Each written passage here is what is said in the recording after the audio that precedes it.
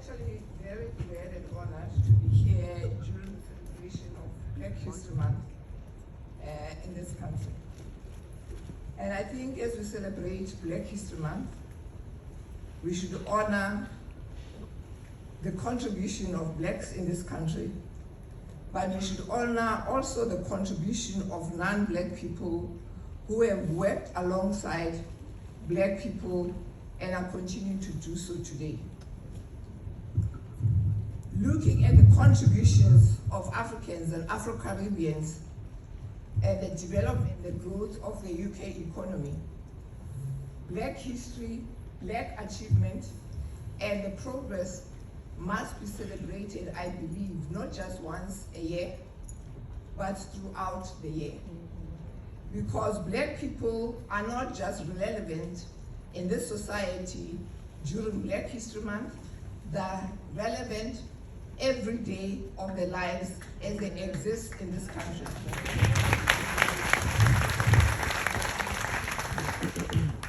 I think as we celebrate the achievements of blacks in this country, we should also focus on the fact that there is persistent racial inequality that continues in the society, especially socio-economic inequality.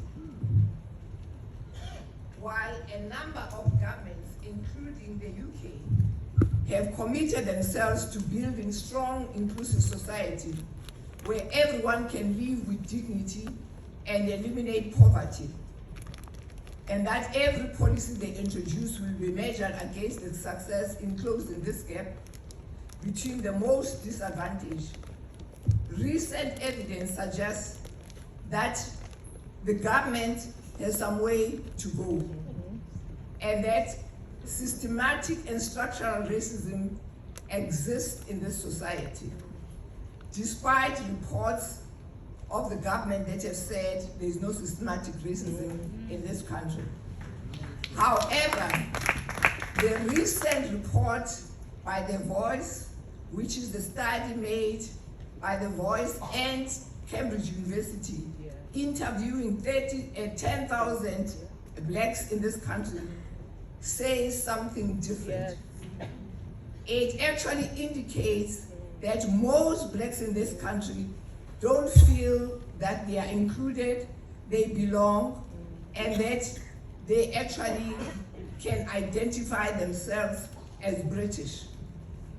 And this actually says to me, the issue of racism in the UK has a schizophrenic existence.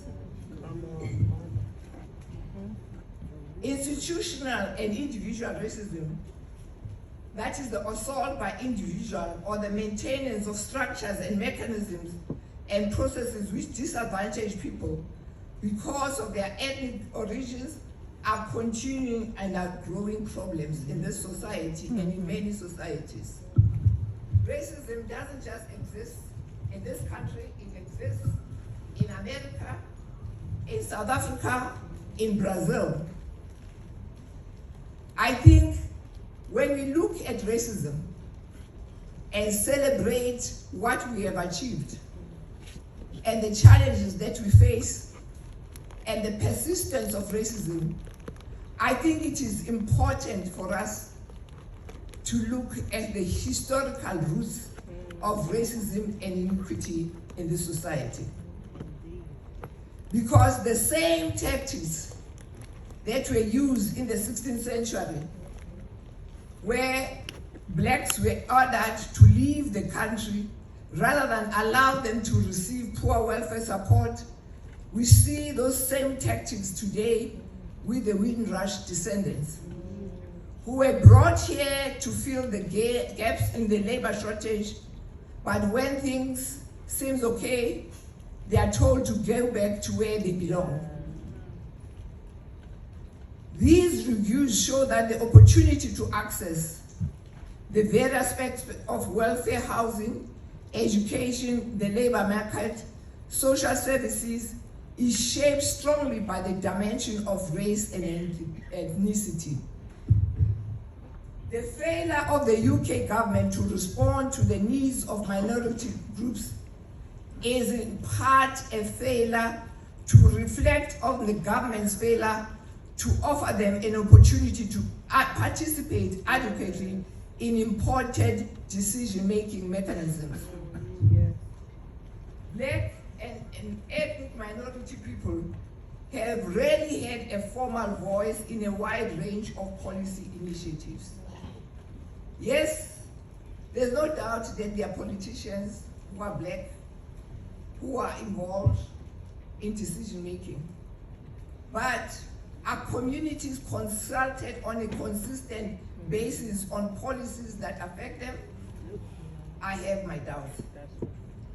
Even after the murder of George Floyd and the global movement of Black Lives Matter, there has been piecemeal progress. Others might disagree with me, but that's what I observe.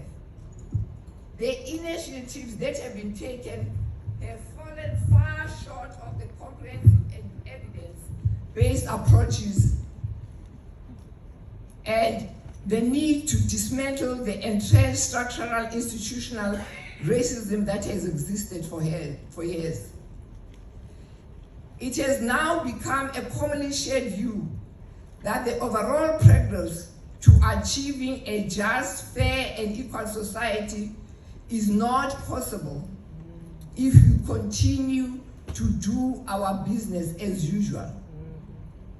For the eradication of racism, inequality, and poverty, we need a better understanding of the deep-rooted obstacles that we face.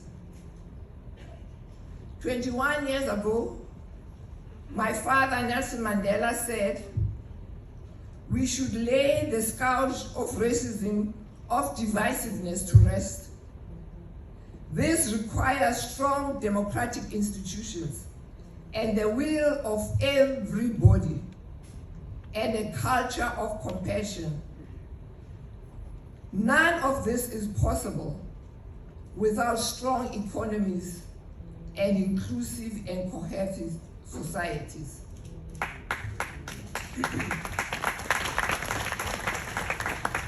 In my view, we cannot achieve sustainable, equitable, and inclusive society unless we understand who we are and what processes, policies, and structure allow the persistence of racism in our society.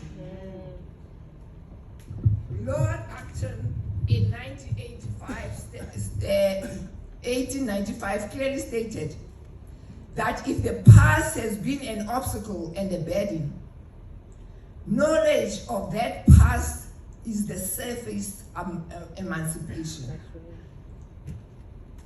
History matters, my dear friend. It matters not just because we can learn from the past, because the present and the future are connected to the past by the continuity of a society's traditions, culture, and institutions. Today and tomorrow's choices are shaped by our past, and the past can only be made intelligent as a story of a society's cultural, traditional, and institutional evolution.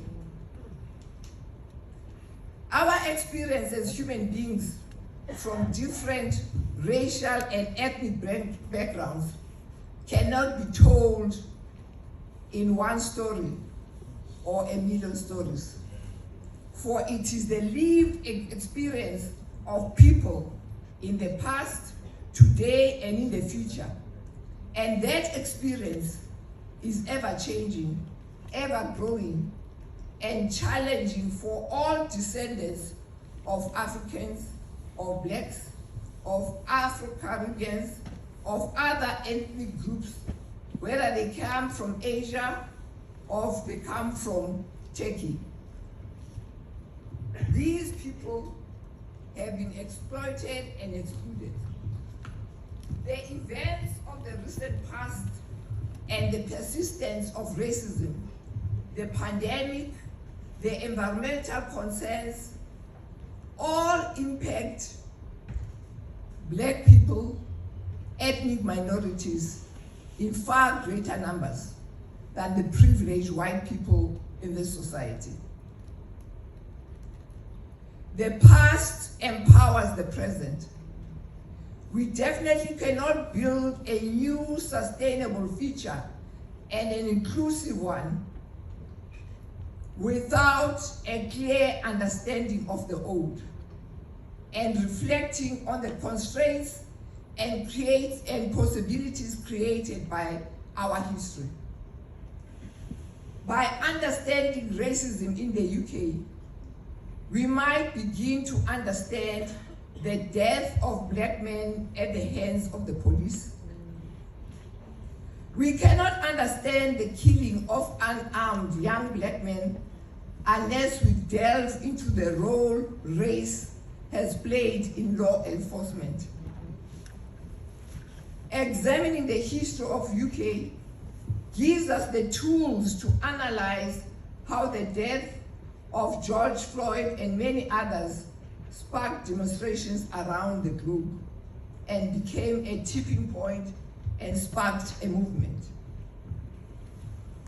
Connecting the dots between the past and the present helps us to see the origins of our current national debate about race, about police misconduct, white privilege, white supremacy, inequality, incarceration, unemployment, and the unfinished equal rights agenda.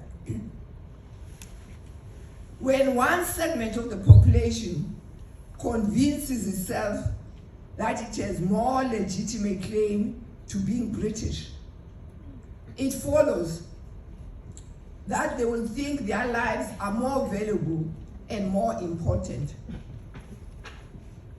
When they convince themselves that Black and brown people are takers rather than producers, they feel justified in disrespecting them, incarcerating them, and making sure that they live in poor housing. Britain, America, South America, as a nation, has racial inequity contradiction, especially in the economic sector. Blacks in this country and ethnic minorities continue to fight the same battles over and over again. Decades after decades, generation after generation,